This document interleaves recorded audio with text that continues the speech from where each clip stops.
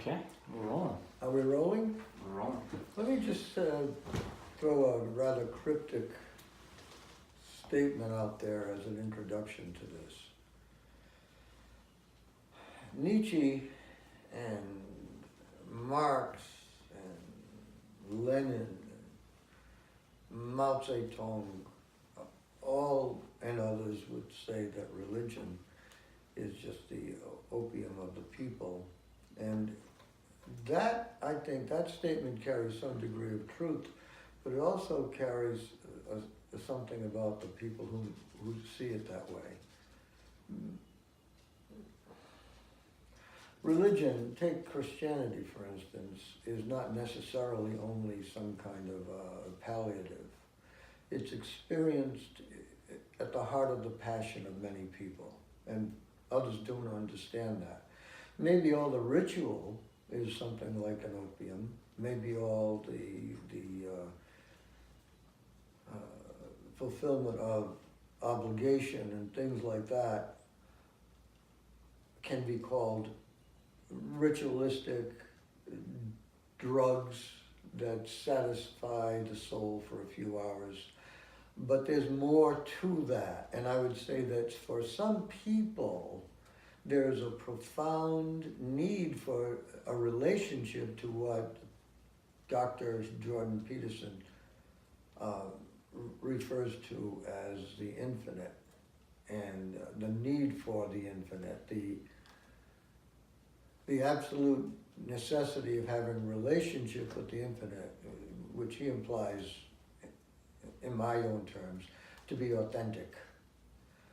And I think that simply my point as an introduction to this discussion about narcissism and self-idealization is that many of these people who make these judgments, somebody like a Bill Maher, are too shallow and too disconnected from their truest, most profound self. They think that there is nothing to the self but what the psychologists call habit system or behavioral relationship to conditions, but there's nothing here. They've thrown out the self, which personally I agree with, but they also throw the baby out with the bathwater. And what is the baby? Consciousness. The fact is you're a sentient being who thinks. You cannot help but produce thought unless you're profoundly retarded. So here you are, this very unexplained being, explained in billions of words by academics of all sorts, but truly still a great mystery, because at the heart of this being is the potential for enlightenment, which Dr. Peterson mentions near the end of his discussion about tragedy and evil. A footnote that's the first episode of Jordan Peterson's podcast. Oh, excellent. Well, I would say that all these people that I mentioned could easily be characterized in various ways, and one way would be authoritarian. They're profoundly authoritarian, including the great leftist, modern-day leftist, who's got a television show and who actually thinks he's right because so many lost atheistic young people applaud everything he says because he's their teacher. And what does he teach them? He doesn't teach them any foundation for anything. He just assumes that his socialism produces better people, more caring people. And that's horseshit. If you look at the history of socialism, which becomes its true master, communism, it always will degenerate into communism, especially during bad times, when you need the strong fist at the heart of it all. And the fist can simply be carrying out agendas, laws that were passed that would make this world a world of equality and goodness. And that is pure horseshit. It has never been a world of equality and goodness. It's always been a ferocious, horrible relationship among separative egos. And the one thing that Dr. Peterson didn't mention was how profoundly narcissistic that isolated individual is. Cannot help but be, because one is self-centered, and that's the foundation of narcissism.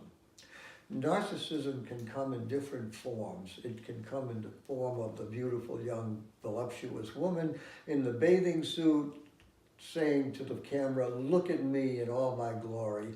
Or it can come in the MMA fighter who presents himself as the toughest guy on the planet, or it could come in the form of a crazy politician who wants his name to be recognized as the purveyor of all kinds of social change, supposedly for the betterment of something or somebody.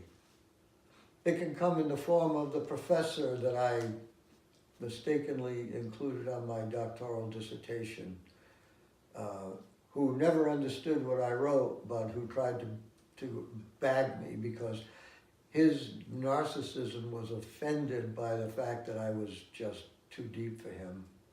And he was a classic case of the authoritarian personality, therefore narcissistic, and therefore also paranoid. And I know he had major episodes of paranoia among his other colleagues.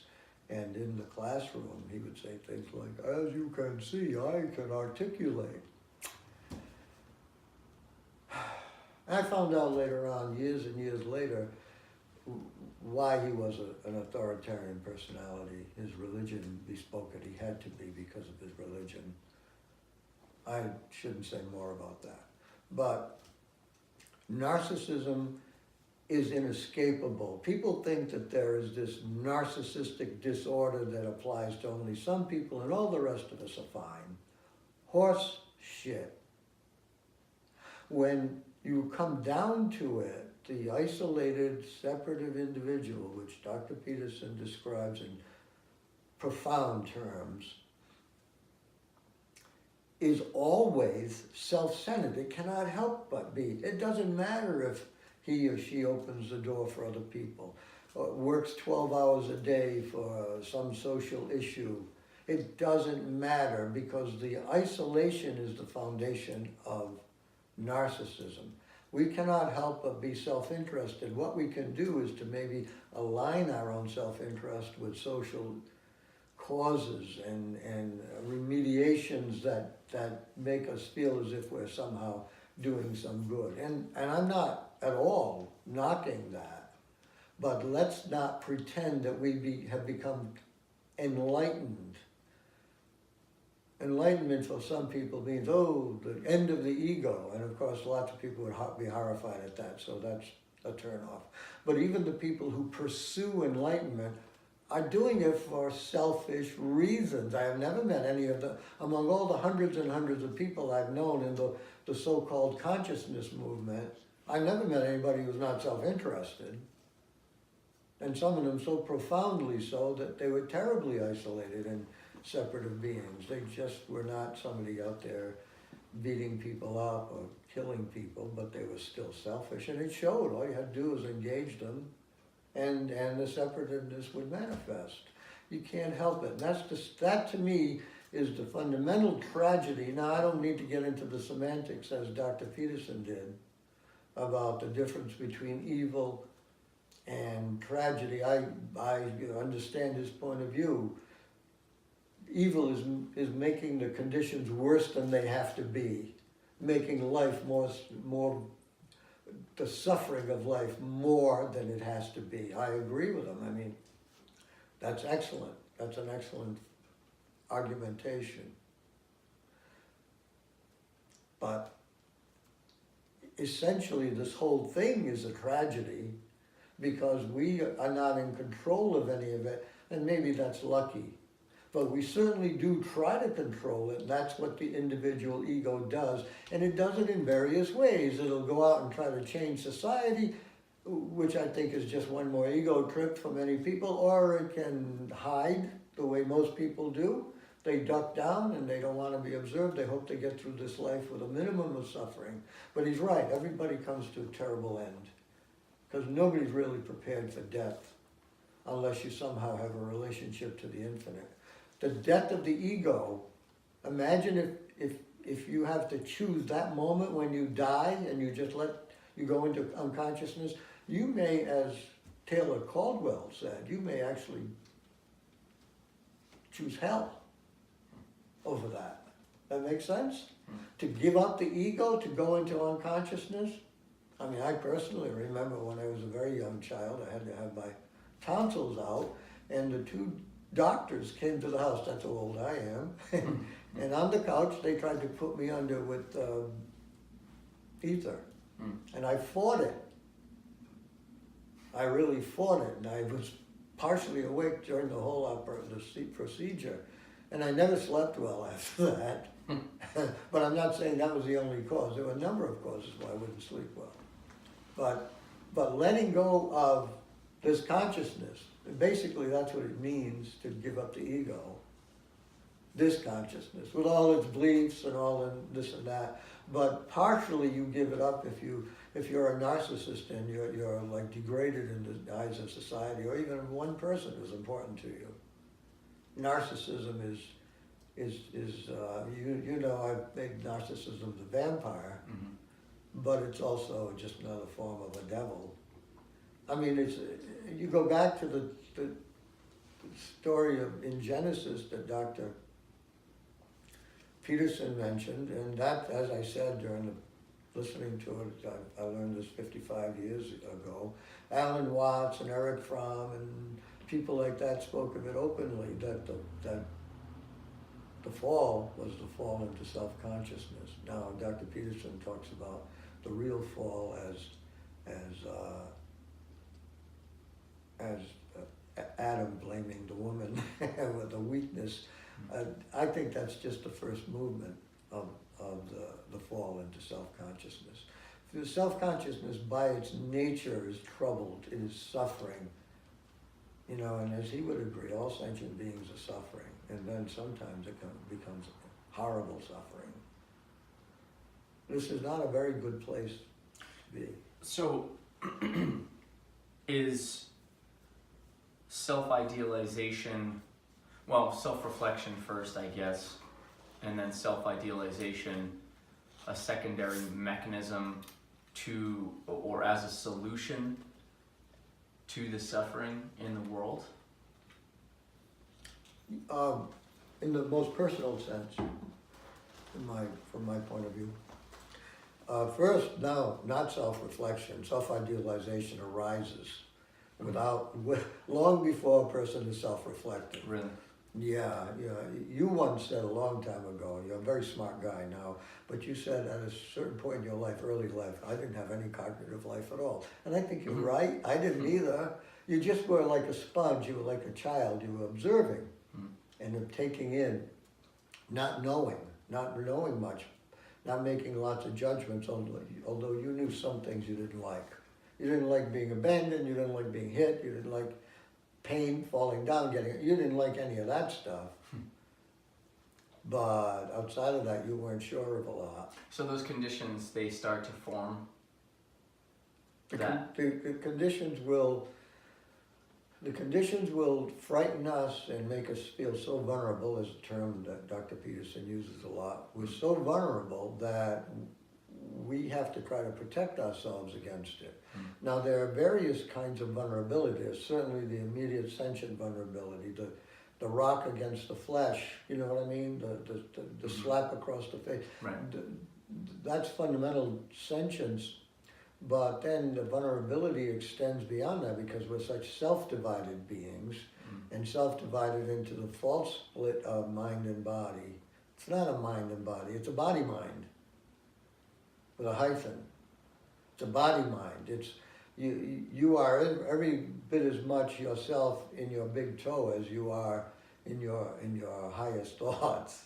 I make that dogmatic statement. But you are a sentient being. You are fundamentally a being that feels and is awake to something. So, to go into thought for a bit, thoughts are produced as a conceptualization of the observation of reality. That's good. But thought is like it's like an outgrowth. Let's talk about your self-idealization idea. Thought about the self can become a big outgrowth of it. Because once you have developed a sense of covering your vulnerability by idealizing yourself and demanding of others that they see you that same way, you become like a professional narcissist. And we don't need to name them all. There's How could you? So many, your tongue would go dry.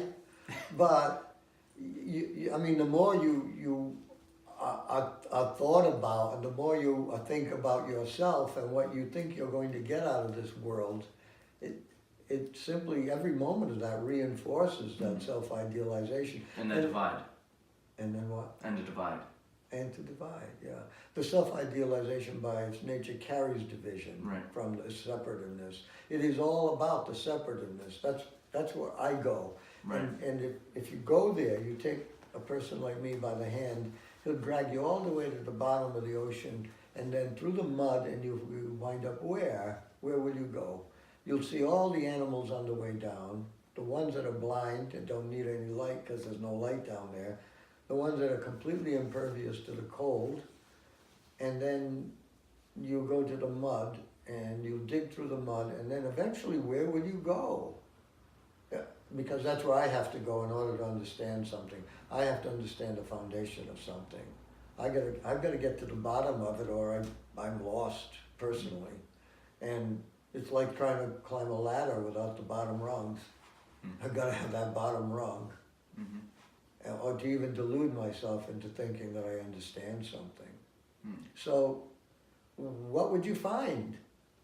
What would you find? I think you find the end of this organism. And what would it be like for this organism to come to a complete end? For there to be nothing left except what Dr. Peterson called the limitless. And he said the limitless is so, it can't even operate. Right. I'm fine with that, because I like the idea of a God that just observes anyway, enjoys the whole thing, because it knows that this is just what it appears to be. It's just a big transience. It's changing all the time. It's roiling and boiling, and he's watching it like I watch HBO. How could it be, as he brought up, that a limitless being would know how to identify being? That implies what some people have tried to say over the years, that we are the instruments of God, that we are the eyes of God, the ears of God, and that God knows himself, you want to use that gender, through us. That's not a new idea. It's been said many, many times. I think that it becomes more problematic, an idea, the more you make that God separate from yourself. You can't make him into a homunculus, a little man inside your head. Right, no. He exists, it exists throughout your entire sentient life. Well, the way that I've come to understand this idea is that it's just the entire thing. It's the entirety of everything. I wouldn't disagree. Wouldn't disagree with that. But it's, again, I go back to the sense of consciousness, and people have to understand that I don't presume to know God's consciousness, but at least we can say, along with Professor Dr. Hammeroff from Arizona, where he is an anesthesiologist and a philosopher who bases his philosophy on subatomic physics. Remember him? He talks about a proto-consciousness. And I would say something about the proto-consciousness. I would not simply leave it as a dull, animalistic, voiceless consciousness that is somehow so closely aligned to the vibration of the subatomic world that you can't even call it a consciousness, because our consciousness is the best. our consciousness is real and high compared to that. That's just, you know, the hum. Mm-hmm. The humming vibration of the universe. That's nothing. And yet somehow that humming vibration can produce enlightened beings, Mm-hmm. and God knows only, pardon the pun, what other beings there exist in the universe, or the universes, because I tend to think of the brain theory, the membrane theory, where this universe is just one more cell in an enormity of a body. And there are universes upon universes upon universes that make up this enormous body. And I often wondered, maybe that's what's meant in the Bible when it said that we are made in the image and likeness of God. Maybe God is a giant person made up of trillions and trillions of universes. Wouldn't that be fun? I mean, I don't know, obviously, but what I do know personally, and I'll put my ass on the line in saying this, I need there to be something to the infinite. I need there to be a resolution to this that's beyond my capacity to fix it. I mean, I would like people to listen to what I have to say because I want to talk about important things, I think. And I would love people to read my books, not just for my own profit, but because there's so much in there that can stimulate brains to think and to discuss and to maybe take a step beyond, maybe. But I don't think for a moment that I have any more control of this world. Dr. Peterson talks about taking the responsibility of, you know, regaining a moral place. He talks about a moral decision which takes us away from the brink. Of distortion. I mean, I'd like to think occasionally I make a moral decision. Try never to cheat anybody. So I don't know what that does, but in terms of really making a big difference, I don't feel, now this is me personally, but I don't feel that I'm anything but not even a drop of water in an ocean that's infinite. And so that's a deterministic perspective? That's a good question. It would be easy to say yes, but there's this interplay with consciousness, the conscious moral decision that Dr. Peterson references. And there's more to that, and I think that if you want, you go back to that proto-consciousness that we talked about, the humming vibration of the universe, and you look at it, you take it apart, and you look deeply into its soul and its holistic structure, and you may find more to it than just, you know, a little humming animal down there. If it can produce these universes and it can produce life forms like us, and some of us are truly extraordinary beings, not me, but some people, these great saints and mystics and geniuses of the first order, these people, if you can produce them, there's more to it than that. You can look at Aristotle's version of causality in it. It contains whatever it can produce, which means it's so much more than just a little humming animal. You see? Right. And okay, to be perfectly honest, that's where I find my own refuge. Maybe it's false. But I think, this world is going to hell in a handbasket.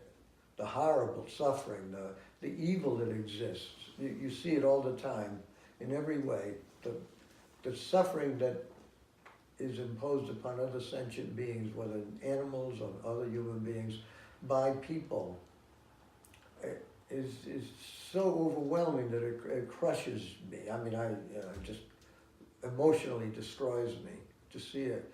And for me to think that, this is going to reverse its direction when people don't want to even bother to think about philosophy because they think it's nothing but horse manure. They think it's academic crap, and a lot of it is. But not if you do existential philosophy, which is really a psychology. And I would like to share that with some people. I did a series of talks on existentialism when I was teaching in college, and I think I have some very interesting things to share if we began talking about existentialism, because it will address many of the things that you talked about. It'll certainly address narcissism. It addresses the separative ego. It addresses the relationship to others. You can take it wherever you want to go, because it's not interested in universals that have no relevance to the world, that universals that float above the world in a Platonic heaven of pure ideas and pure forms, but which only reflect themselves in this as like shadowy dirt.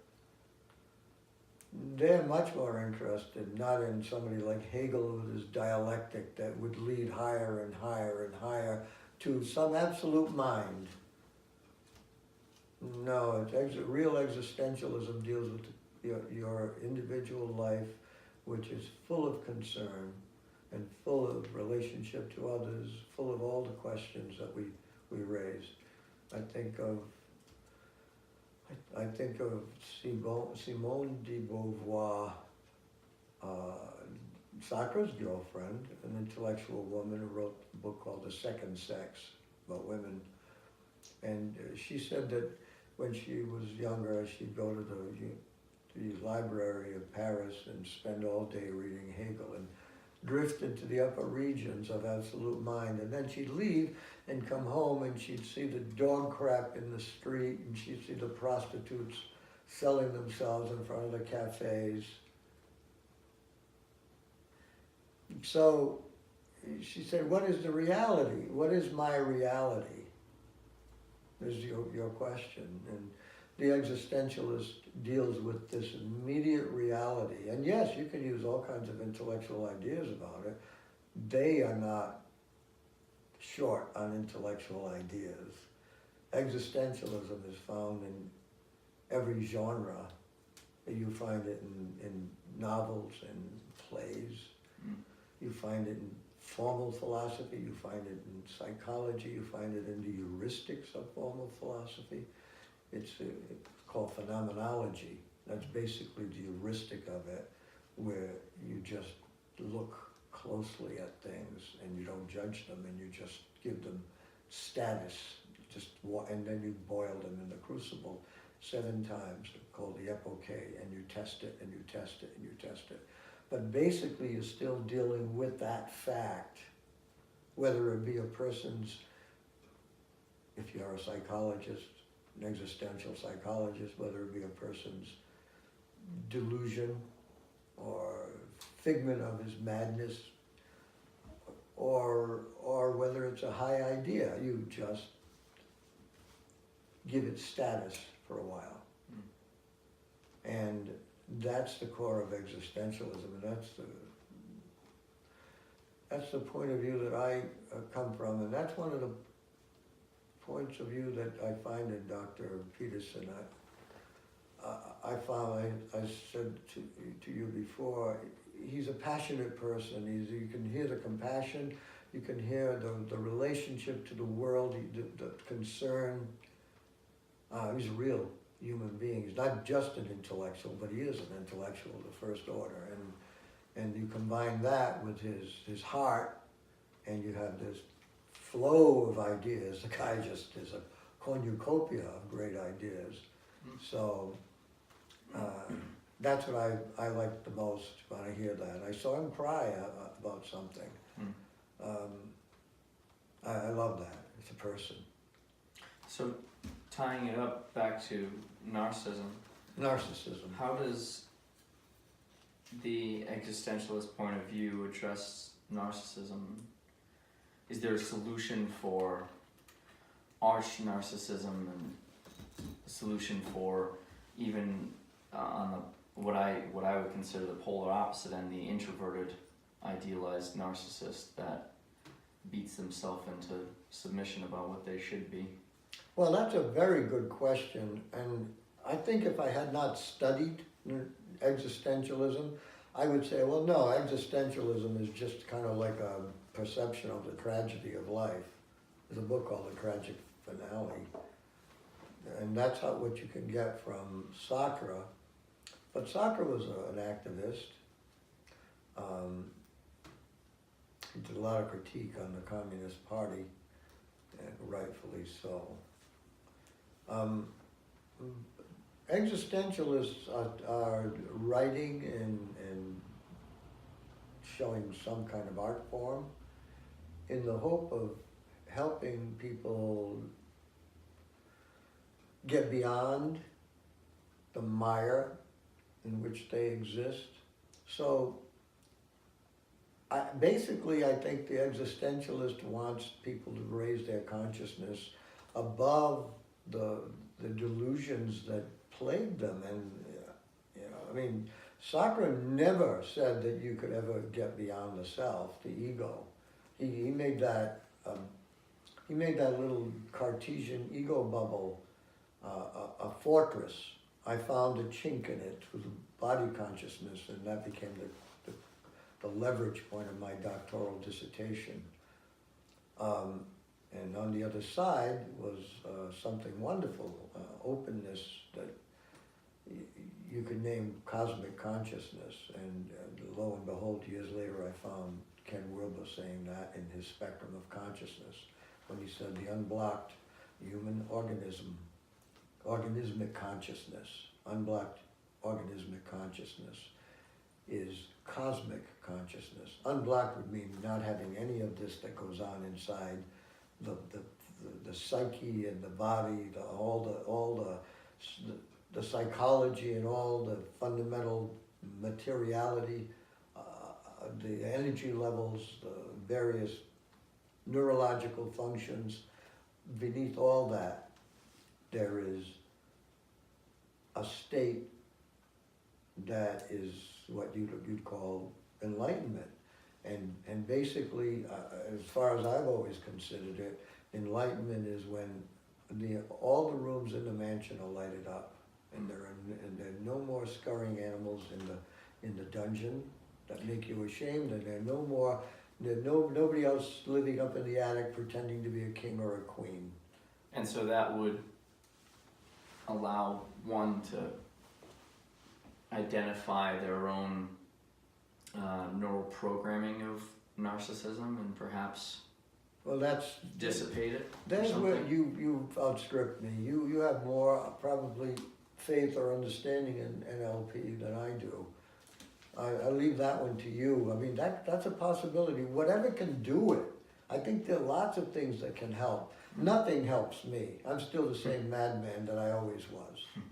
Okay? But maybe other people can jettison the things that are making the boat sink. Not me. I'm sorry. I'm sorry. So nobody has to listen to me. But I do know one thing. I have a crap detector built into my head. Yeah. Right. And so you're not going to hear someone that supposedly claims enlightenment. No, that's why I like Peterson so much. He's a brilliant intellectual with a lot of passion, and he thinks about things in a way that maybe can help somebody. That's his way, and I do nothing but respect it. I have my own way, which is, I'm not the scholar he is. I'm beyond some of that and all that. But I've studied enough to recognize that what he says is just, right on. And most of the time he's right on. He almost doesn't even surprise me. When I hear his argumentation, and I recognize it. It's fine. So, but you wanted to talk about narcissism and self-idealization. You can make that really into a fun thing. And if you read my books, you find that my characters show those signs. Right. And one of the great deceptions of self-idealization is the delusion that achieving all the status and power and wealth is going to really make a difference, and even beyond that is going to make you immortal. Who is not going to die? And he said it. We're wasting, I mean, didn't he say that early? We're wasting, virtually wasting our lives. People, but Plato said this. You know, most people are belly men. They just want to satisfy their appetites. That's the lowest. They're led people. The great, great majority. And take a look at our society. What's it pander to? Your appetites, everything. Every kind of appetite is appealed to, right? So is that an argument towards Stoicism? Oh, there you go with that Stoicism again. It always scared me. Who was it? Epictetus. I read early on, before I studied any of it, Epictetus was being beaten by his master who was twisting his leg, and he stoically, without emotion, said, "Master, if you keep twisting my leg, you're going to break it." And it snapped. He said, "There, you see, you broke it." No, I'd be crying. I'm afraid I can't be a stoic, so I never really wanted to get too much into it.